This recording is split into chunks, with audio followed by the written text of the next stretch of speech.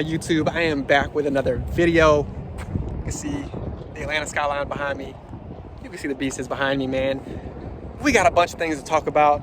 Today's gonna be a special video. We're gonna talk about a car that I actually do not own, but it's important because I actually get this question a lot, and it is, do I buy a 5.7? Yes or no? Right? You may be surprised at the answer, but you guys know everything 1320 happens right here. If you're new to the channel, make sure you subscribe, hit that notification bell, leave a comment on this video because you're gonna wanna know why I say yes, buy that 5.7. All right, you guys obviously know this is my 2020 Dodge Challenger 1320. Yes, it is one of two vehicles from Dodge that is drag strip ready. Now there is the super stocks and all this stuff now, right? But before all of that, oh, this wind is crazy, I'm sorry. This is fully gutted, right? Boosted Lucky Junior out here. Now I do have two regular seats, but of course I know, or you guys know I have the drag seats in there, but took everything out of the trunk. The things you do to go fast, right? But we're not gonna be talking about this car or this motor today. We're gonna be talking about the 5.7. Let's stop the video and thank today's sponsor, you guys. Car Lock. This little piece right here can save your car. That's right, you guys. This piece right here is the world's best security system for your car. One, you can track this car down to the foot on the Car Lock app. It'll also notify you when you have any heavy vibration. The car stops, the car turns on, and every time it gets unplugged, you guys, this piece right here is mandatory for your Dodge Challenger or Charger. Trust me, you can use my code to save and even get a 14-day free trial. Make sure you use that. And of course, as always, Car Lock. So the wind was crazy, so I'm gonna get in the car, that way you guys can hear me. I may even go inside the house and finish this video because it's super important. Again, I get all the time, should I buy a 5.7? Is that a good starter V8? Should I buy a 392 or a 5.7? And I made a short video on it, but I didn't dive into it, right? But after owning, again, all the trim levels, I want to talk about the 5.7 because I feel like it's the most popular, the most obtainable as far as financial responsibility, one. And then two, for an entry-level V8, there's a bunch that you can do to it. And I'm no engine expertise, so don't kill me in the comments if I say something wrong. But I wanted to dive into the 5.7 for sure. I had to switch up the view, the fit, all that good stuff. The wind was crazy. So I wanted to come inside so you guys could hear me. I do like the outside videos. I'm gonna start videoing in the car and then of course more true car content, right? But I made a statement, and that is, yes, I buy the 5.7, right? And I wanted to talk a little bit about that. Yes, I've owned a 5.7. I'm not gonna harp on it. I think that it is a great starting V8. I think it is a great block as far as a platform to start building a car. And then for the money, finding a used one to truly build, I feel like is the smartest route to go. If you guys know anything about the drag pack, it does come close to having a similar block, and that's obviously the most powerful car that Dodge makes from the factory is that drag pack, right? And for me, there's a few reasons that I'll say from me owning the car, and then I'll take some from other people in their opinions, right?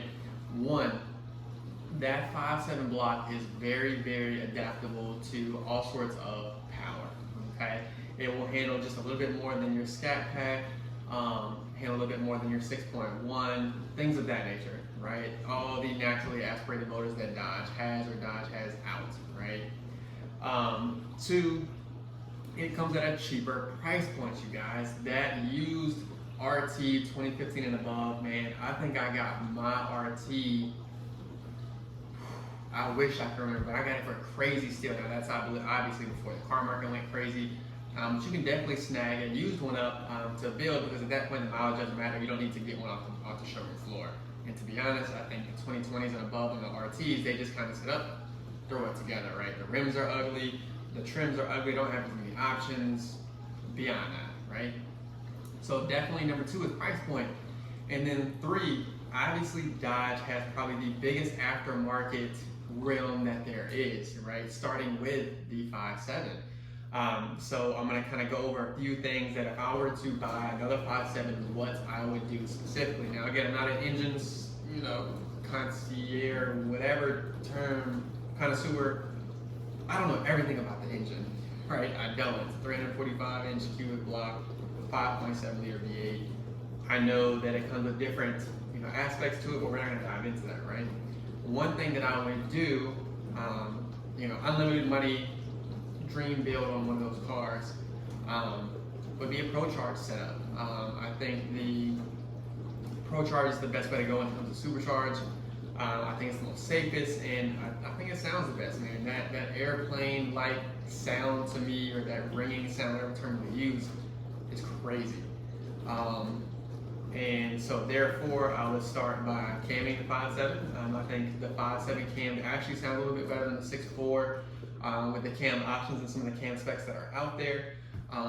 Two, obviously, again, I have the Pro Charge setup. I don't know which Pro Charger or which supercharger I would go with as far as, how much horsepower I want to put out of it. But I definitely go that route. I'd obviously have long tube headers. And I would go a Corsa Catback Extreme. I would use simple, either hellcat injectors or the 1100cc injectors that I have in my car right now. I would change out fuel rails. I can't think of the name of my fuel rails right now. I would change out the intake. All right, believe it or not, I'd go to either a ported 6.4 manifold, or I'd go into one of those highly EFI high ram that kind of sticks out of the hood. I love that look, man. Camaros, definitely, Camaros, Corvettes, all of those have that. I love that look, man. I'd go that route and paint it like a crazy color.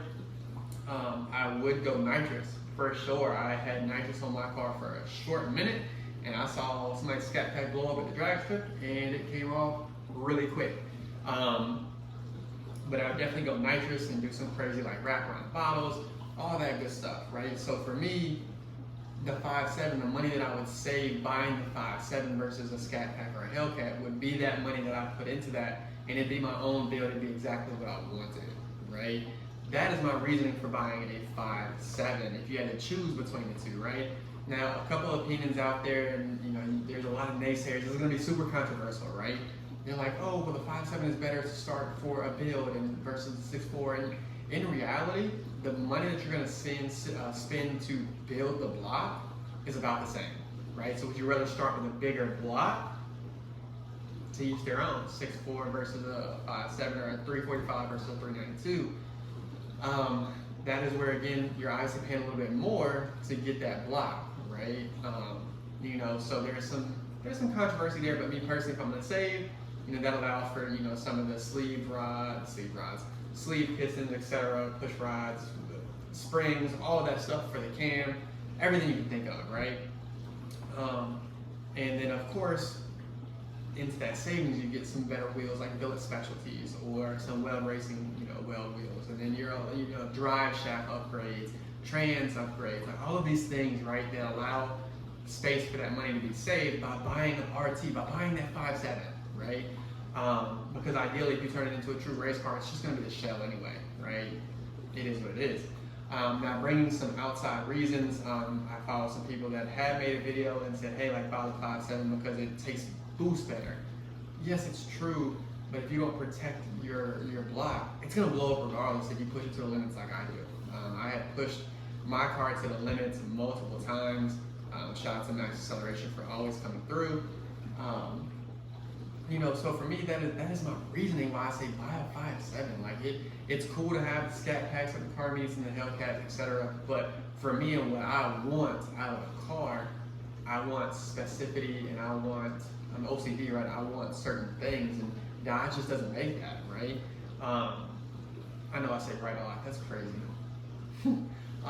But that is why I say buy the 5.7, you guys. Let me know what you guys think.